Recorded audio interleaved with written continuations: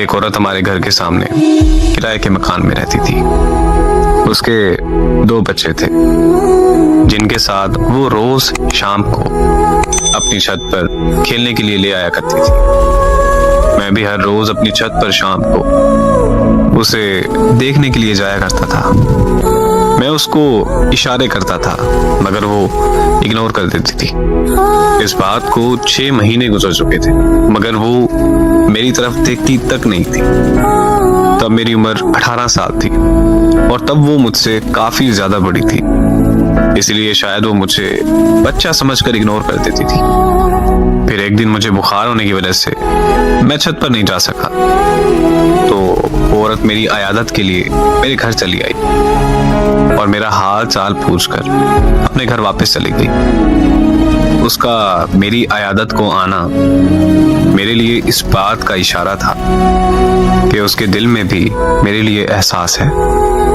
फिर जब मैं अगली शाम छत पर गया तो वो इशारों में मेरा हाल पूछने लगी। मैंने उसे इशारों में बताया कि हाँ मैं ठीक हूँ, तो वो मुस्कुराने लगी। 2 दिन बाद एक पर्ची पे मैंने अपना नंबर लिखकर उसकी छत पर फेंका और फिर उसने मुझे फोन किया तो मैंने उससे अपनी मोहब्बत का इजहार किया और पूछा कि क्या वो मुझसे शादी करेगी। तो वो हंसने लगी और उसने मुझे ये कहा कि तुम अभी बच्चे हो, तुम्हें समझ नहीं है कि तुम ये कह क्या रहे हो और किस से कह रहे हो। वो कहने लगी कि तलाकशुदा औरत से कोई शादी नहीं करता और मैं तो तलाकशुदा होने के साथ साथ 2 बच्चों की माँ भी हूँ। उसने मुझे कहा कि तुम अच्छे लड़के हो, बस हम दोस्ती तक रह सकते हैं। मैंने उससे मजीद शादी की जिद की तो उसने मुझे कहा कि अगर तुमने दोबारा शादी की बात की तो मैं तुमसे बात ही नहीं करूंगी। मैं वहां पर चुप हो गया और हम दोस्त बनकर रहने लगे। हम एक दूसरे से हर बात शेयर करते थे। एक रात हमारी फोन पर बात हो रही थी कि उसने बताया कि वो घर पर अकेली है क्योंकि उसके अम्मी अब्बू शहर से बाहर गए हैं। ये सुनते ही मैं उसके घर के बाहर पहुंच गया और उसे दरवाजा खोलने को कहा, लेकिन उसने दरवाजा खोलने से इनकार कर दिया। तो मैंने भी जिद कर ली कि मैं पूरी रात घर के बाहर बैठा रहूंगा। 2 घंटों की जिद के बाद आखिरकार उसने दरवाजा खोल ही दिया।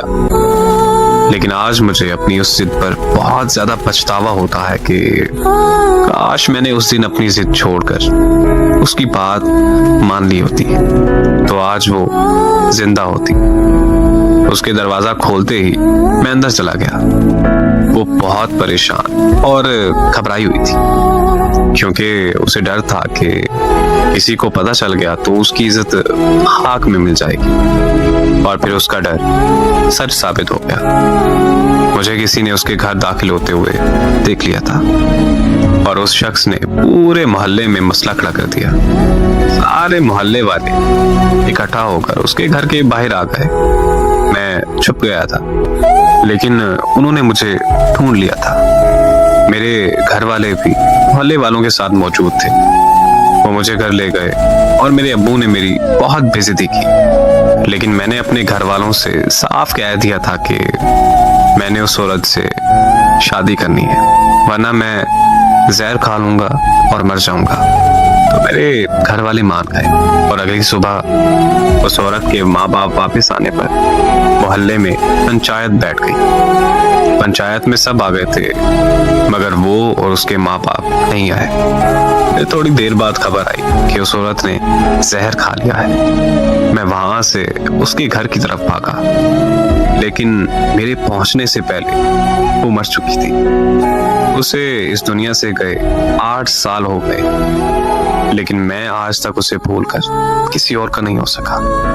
मुझे आज भी ये बात अंदर से खा जाती है कि काश मैं उस दिन जिद न करता तो वो आज जिंदा होती। इससे बड़ा दर्द क्या होगा कि मेरी वजह से उसकी जान चली गई। लेकिन मोहब्बत करना कोई गुनाह नहीं। जब सच्ची मोहब्बत हो जाए तो वो रंग रूप, अमीर गरीब, काला गोरा या उम्र में फर्क मोहब्बत में नहीं देखा जाता।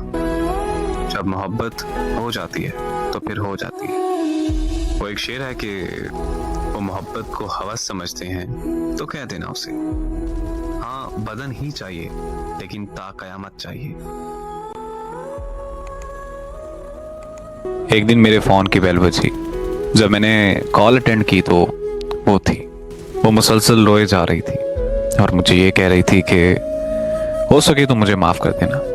जो धोखा मैंने तुम्हें दिया था वो पलट कर आज दोबारा मेरे पास आ गया है। जिसके लिए मैंने तुम्हें छोड़ा था वो आज मुझे छोड़ गया है। आज मुझे मकाफ़ात अमल का मतलब समझ में आ गया है। प्लीज़ मुझे माफ़ कर दो। मैं मानती हूँ कि मैं तुम्हारी गुनहगार हूँ। तो मैंने उससे कहा, अरे यार मैंने तुम्हें माफ़ किया। ये सुनकर वो चुप हो गई और फिर पूछने लगी कि बेवफाई का दर्द मुझसे तो बर्दाश्त नहीं हो रहा, फिर तुमने ये दर्द कैसे सहा? तो मैंने उसे बताया कि तुम्हारी बेवफाई का दर्द आज भी मुझ में जिंदा है। ये दर्द कभी ख़त्म नहीं हो पाया। मैं तुम्हारे छोड़ जाने का दर्द कभी नहीं भुला सका। बस मैंने तुम्हारे बख्शे दर्द के साथ जीना सीख लिया है।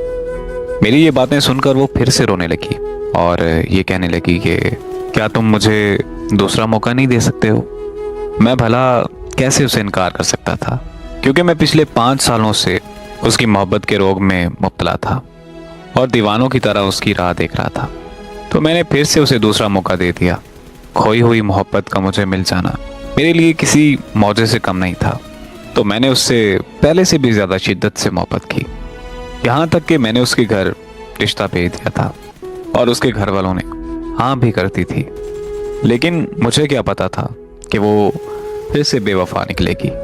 हमारे घर वाले हमारी शादी के दिन रखने ही वाले थे कि उसने मुझे फिर से छोड़ दिया, क्योंकि वही लड़का उसकी ज़िंदगी में फिर से लौट आया था।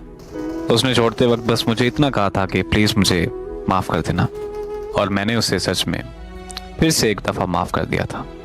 अब मैं फिर से उसके लौट आने का इंतज़ार करता हूँ। मुझे पता है कि दुनिया वाले मुझे पागल समझते हैं। लोगों को लगता है कि अगर वो बेवफाई कर गई है तो मुझे भी बदल जाना चाहिए और आगे बढ़ जाना चाहिए। लेकिन वो नादान लोग ये नहीं समझते कि मोहब्बत कोई खेल नहीं है। वो मेरे साथ बेवफाई कर गई तो ये उसका ज़र्फ था, लेकिन मैं सारी ज़िंदगी उससे वफा करूँगा और ये मेरा मोहब्बत पर ईमान है। मैं उसके लौट आने का इंतज़ार करता हूँ और सारी ज़िंदगी करता रहूँगा। मैं अपनी आखिरी सांस तक उससे प्यार करता रहूँगा। एक लड़की जो शादीशुदा थी, जो कि एक यूनिवर्सिटी में पढ़ती थी, वो क्लास ले रही थी और अचानक प्रोफेसर ने उसे खड़ा किया और ये कहा कि आप ब्लैक बोर्ड पर ऐसे 25 से 30 लोगों के नाम लिखें जो आपको सबसे ज़्यादा प्यारे हैं। लड़की ने पहले तो अपने ख़ानदान के लोगों के नाम लिखे, फिर अपने सगे रिश्तेदार, दोस्तों, पड़ोसी और साथियों के नाम लिखे। अब प्रोफेसर ने उसमें से कोई भी कम पसंद वाले 5 नाम मिटाने को कहे। लड़की ने अपने दोस्तों के नाम मिटा दिए। प्रोफेसर ने और 5 नाम मिटाने के लिए कहा। लड़की ने थोड़ा सा सोचकर अपने पड़ोसियों के नाम मिटा दिए। अब प्रोफेसर ने और 10 नाम मिटाने के लिए कहा। लड़की ने अपने सगे रिश्तेदारों के नाम मिटा दिए। अब बोर्ड पर सिर्फ 4 नाम बचे थे, जो उसके अम्मी अब्बू और शौहर और बच्चे का नाम था। अब प्रोफेसर ने कहा कि इसमें से और 2 नाम मिटा दो। लड़की बहुत कश्मकश